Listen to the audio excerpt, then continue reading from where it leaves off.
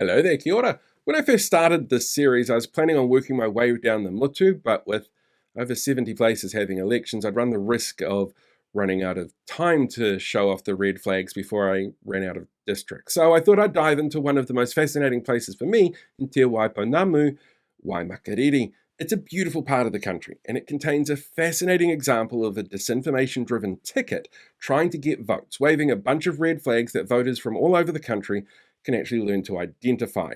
So, quick disclaimer, these are my red flags, which means that they're not going to be red flags for everyone, which is why you should still go out and research all of your candidates and see which ones share your goals and your views.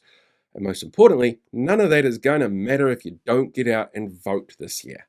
So, when it comes to this ticket, we actually see its influence right at the top. The only challenger to incumbent Mayor Dan Gordon is the leader of the region's whitest barbershop sextet, known as Standing for Waimak. That's Paul Williams. Williams has shared content from AstroTurf Group's Groundswell, the Taxpayers Union, and the hard right can't think tank, the New Zealand Centre for Political Research, echoing their calls to leave our GNZ. That in itself is another far-right dog whistle. He's also promoted anti-rainbow hate group Let Kids Be Kids, some of the most racist YouTube creators in the country. He's shared content from reality check radio host Peter Williams about stopping Three Waters, and he's used a whole bunch of racism to vilify it, which the government cancelled without a backup plan, a move which has led to increased infrastructure costs, which made up about 45% of the Waimakariri District rate's increase this year, which, to be fair, is actually one of the lowest in the country, despite how much this particular group tries to vilify them. And he's teamed up with at least one other old white guy who made the national stage for racist comments, Rob Ballantyne. Rob made headlines during the general election when, as a New Zealand First candidate, he said about Māori, "Cry if you want to, we don't care, you pushed it too far. We are the party with the cultural mandate and the courage to cut out your disease and bury you permanently," which was then shared and celebrated by the most racist social media accounts in the country, which he tried to defend by saying it was about the mythical Maori elite when the media tried to hold him to account.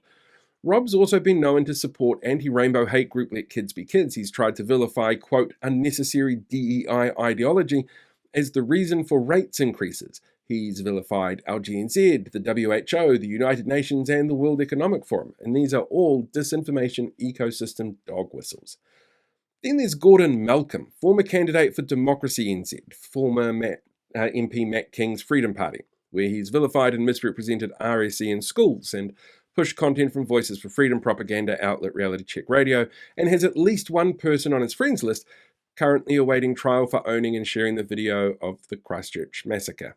Oh, and we can't forget about Tim Bartle. Bartle has also shared content from AstroTurf's The Taxpayers Union, NZCPR, The Platform, anti-science memes, Voices for Freedom front groups, pseudo-law group challenging councils, anti-rainbow hate group Let Kids Be Kids, and he was one of 24 elected officials who signed a Voices for Freedom letter under their Council Watch AstroTurf banner, demanding that the Prime Minister and the government never enter an international pandemic treaty in the future.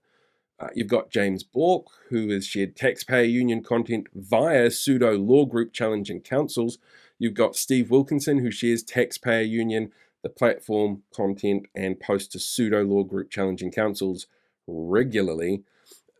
It's the caliber of candidates that are promoted by people like Glenda Duff, who made headlines for making racist, abusive remarks at the mother and sister of two of the victims of the Christchurch terror attack. And this is just the one ticket whose website claims that too often alternative views are shut down, which here seems to translate to our views keep being called racist, homophobic, regressive, ill-informed, misleading disinformation, and we don't like it. On top of that, you also have candidate Nathan Atkins, who's running in the Kaiapoi Woodend ward, who'll be labelled as an ACT candidate, so he's easy to spot. But as far as the rest of the candidates go, there's actually very little to raise red flags that I've come across. Well, there's at least one couple's Facebook profile, but that's hardly a reason to be concerned about voting for them.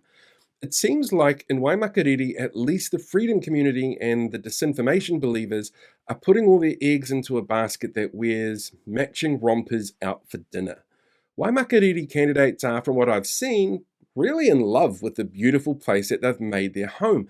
A surprisingly large amount of them love motorsports and fast cars, and one candidate, Jim Gerard, is even a history-making politician. He was the first MP to resign under MMP. Voting this year is done by postal ballot, with voting forms being sent out in early September. Waimakariri District is using first past the post, so you need to tick the candidates that you like, and the future of Māori wards isn't on the ballot here because Ngāi Tahu has requested other ways for mana whenua to be involved in local decision-making processes. You can find more information about your local elections on your council website, or you can visit my website, paultheotherone.com/LG25 for a whole bunch of resources.